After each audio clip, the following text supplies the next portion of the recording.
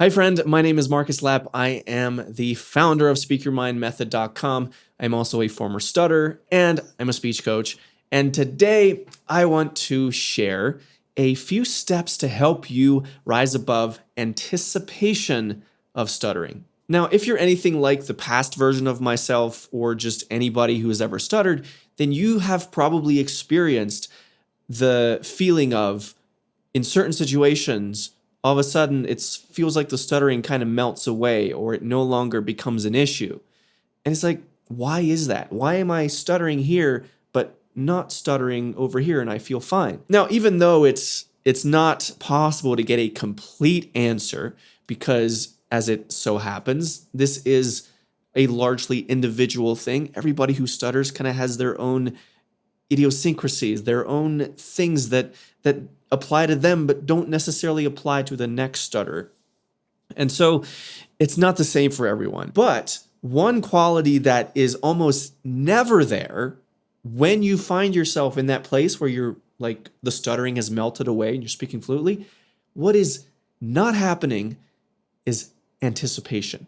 You're not anticipating. And so this shows us the power of anticipation and the power of what can happen when we minimize it, when we rise above it. So what I want to walk you through today are 5 steps to helping you rise above that anticipation and those anxieties that you feel about, upcoming situations where you're going to have to speak, and then you start playing it in your mind, right? You start thinking about, oh, are they going to laugh at me? And oh no, I better not get stuck. I better not stutter. Those kinds of anticipations, they make things worse. And we, of course, all know that. And it's not as easy as just flipping a switch to turn it off. We actually need a plan. We need some steps that we can follow so that we can start to turn that volume down of the anticipation and start turning the volume up of confidence. Okay, so let's dive into this. What are these 5 steps?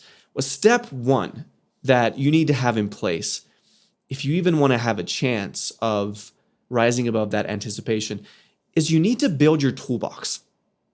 You need to build your toolbox. And I talk about tools all the time. I talk about your toolbox all the time.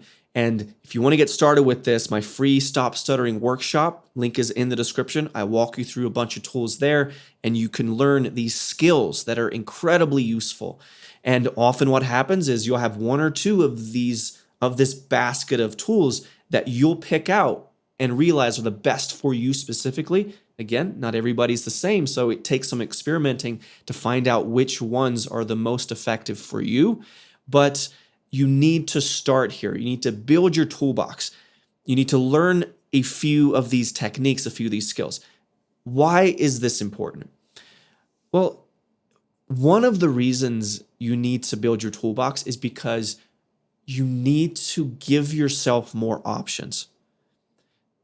When you give yourself more options, then it's like if there is a traffic jam, you type in an address into Google Maps and like the first route the route it would normally tell you to go is like usually takes 20 minutes, but now it's going to take an hour and a half. There's been an accident. There's traffic is all backed up.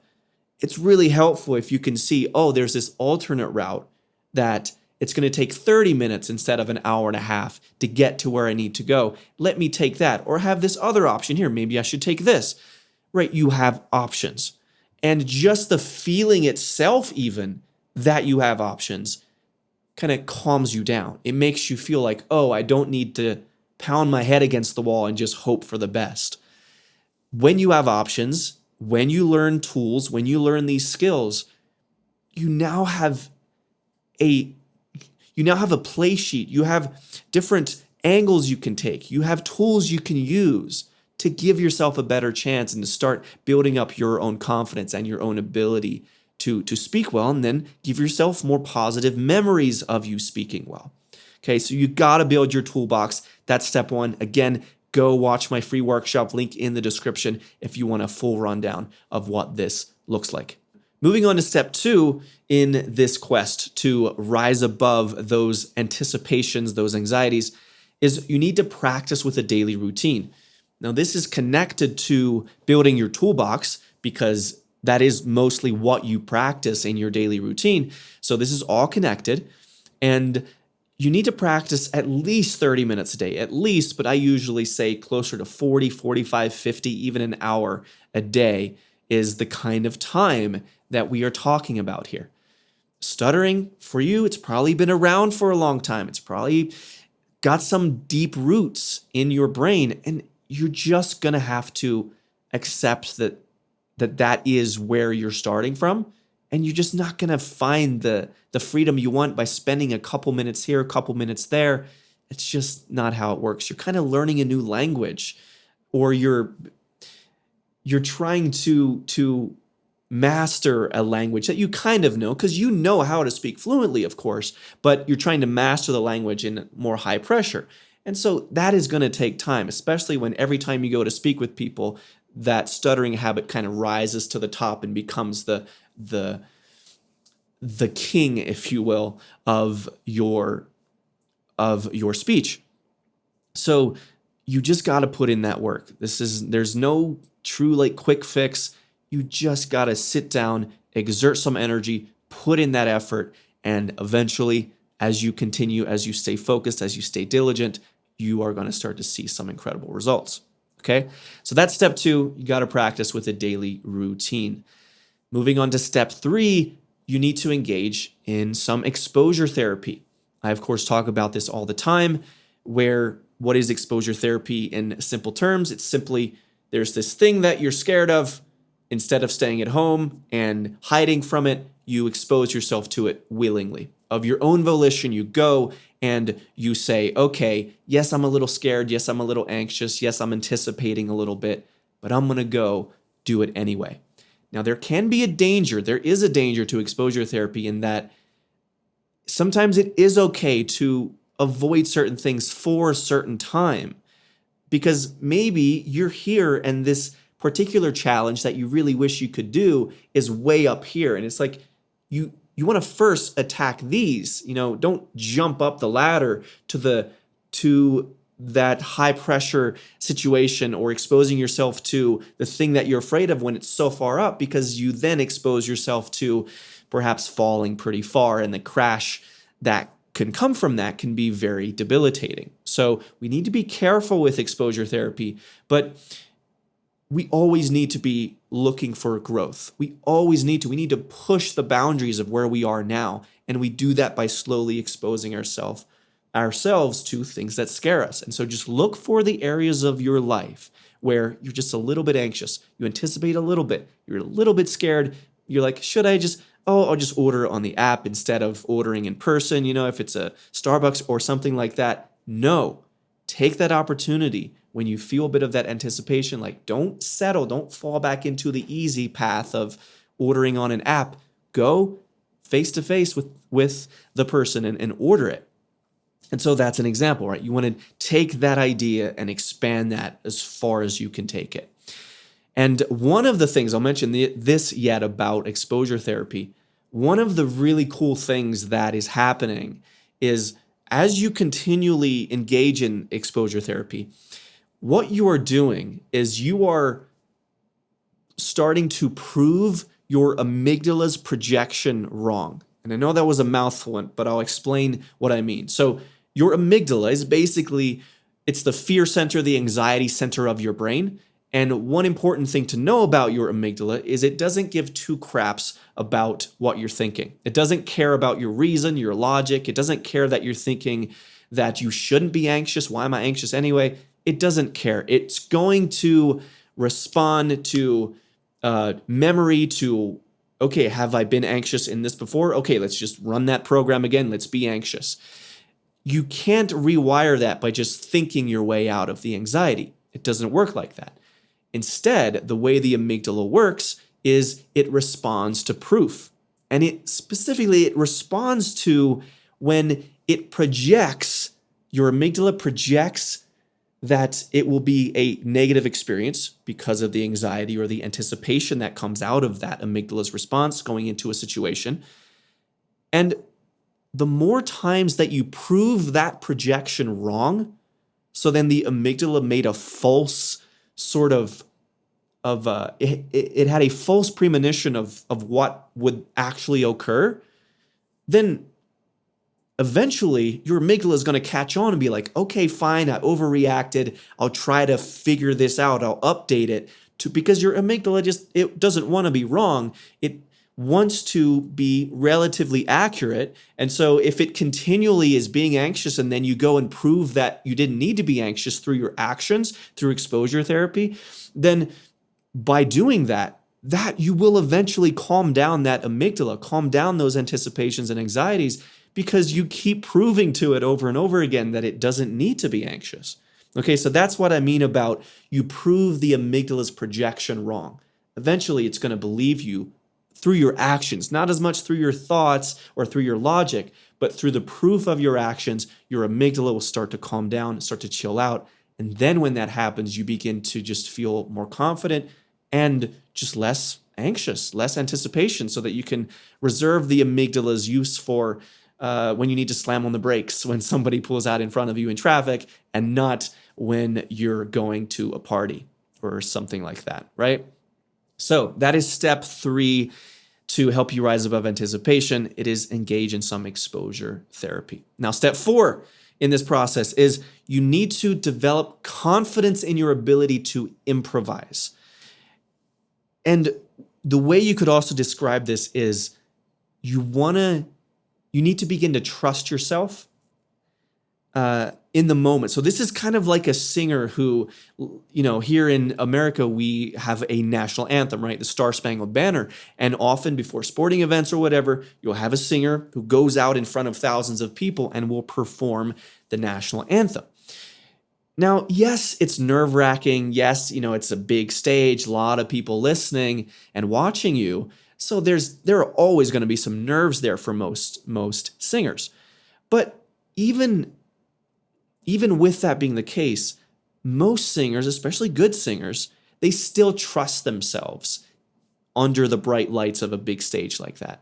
And the reason they trust themselves is because they've proven to themselves over and over again, starting, them alone in their own bedroom, to them singing to one person, 2 people, to at open mics, maybe 10 people, and then at, bigger and bigger venues. They've proven to themselves over and over that their voice has what it takes to activate and do a good job and to give a good performance. And in much the same way, through these earlier steps of building your toolbox, practicing with your daily routine, exposure therapy, you start to develop this confidence in your ability to improvise. In the moment, I'm struggling a bit. I'm going to use this tool that I learned from my toolbox. Oh, I'm struggling a bit. I'm going to close my eyes, just turn away for just a quick second. Maybe I'm starting to feel overwhelmed a bit. Let me just quietly repeat some affirmations, maybe quickly run to the bathroom, look in the mirror, try to calm myself down for a minute, and then come back to the party and start hanging out again. All of these things, you start to become very fluid. You start to become very, you're able to improvise well, and you can trust yourself in the moment without having to have an exact plan beforehand. Because at some point, very early on in the process, an exact plan for when you're in the real world talking with real people, an exact plan just goes out the window. And you need to build up the skills, and then the daily practice, and then through that, the trust within yourself that you have what it takes, and that you can expand the fluency that you've been building on your own, and you can use that and maintain that when you're in these higher pressure areas. Okay, so that's step 4. You develop the confidence in your ability to improvise. You begin to trust yourself. And finally, to bring this home, step 5 in this journey of rising above anticipation is make the fluency habit as powerful as possible through slow and steady growth. So the example or the imagery I love to use with this is just think of a tree. I think a tree is just one of the most beautiful things. It's my favorite part of just going out in nature, is just hanging out with the trees. And trees are amazing. And trees, they are the essence. They are the epitome of slow growth. Meaningful growth, beautiful growth, but slow growth. And so a tree just would not have the strength and the durability that it has if it was a quick, shooting up real quickly. It's like, no, it takes time for those roots to grow deep, for the tree to grow tall. And in the same way, yes, you can very often experience moments where all of a sudden you feel like you're much more free in the matter of just a couple weeks, but you're still sometimes on a bit precarious ground. It's not set in stone yet with your fluency. And so you need to continue working on developing mastery with your speech and continually feeding that habit of fluency, that habit of smoothness, and that habit of speaking and communicating well. All of those skills that you're learning, you continually grow them, you continually water them and, give them food or whatever, so to speak. So this final step is it's the most open-ended of all of these. This is just a thing. This becomes a lifestyle almost, or not even almost. It does become a lifestyle where you are constantly looking for ways to slightly improve your speech, to slightly be more smooth. Not even always about exactly stuttering, but just mastering your speech so far above the threshold of stuttering that it almost doesn't matter what the ups and downs are, because if your default is now way up here, and even if you have some ups and downs, you're still not stuttering, at least not in a debilitating way or in a way that is stressful to you or anybody else, right? And so that should be your goal. As I always like to say, mastery is the best cure.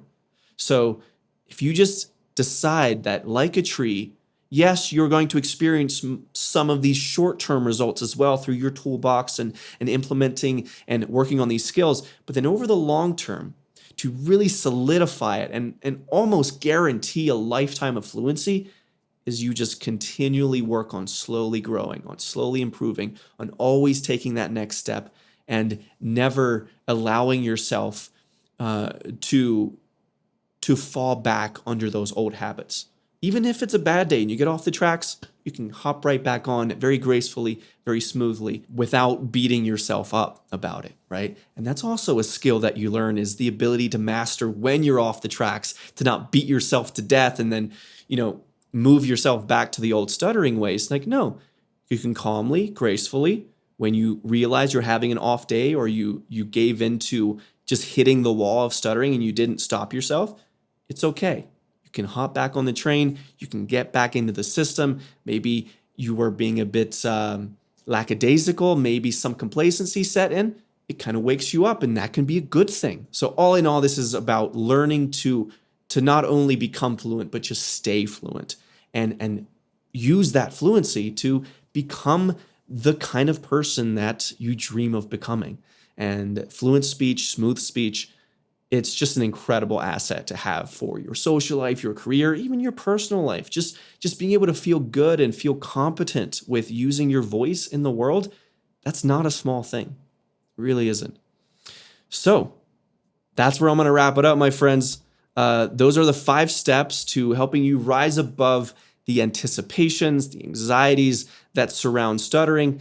If you want to dive deeper into this process and you want an actual plan that goes deeper than what I just gave you, then go watch my free Stop Stuttering workshop. I'll leave a link in the description below. That gives you, I walk you through the steps here, but if you want to dive deeper into exactly what the tools are in your toolbox and exactly what the daily routine looks like and exactly just more information and more ideas and examples of exposure therapy and exactly what that looks like, then go watch the workshop. Again, the link is in the description below, or you can find it at speakyourmindmethod.com, and it's 100% free. All right. Thank you so much for watching this video. I will see you in another one, hopefully again soon. Thanks so much for watching.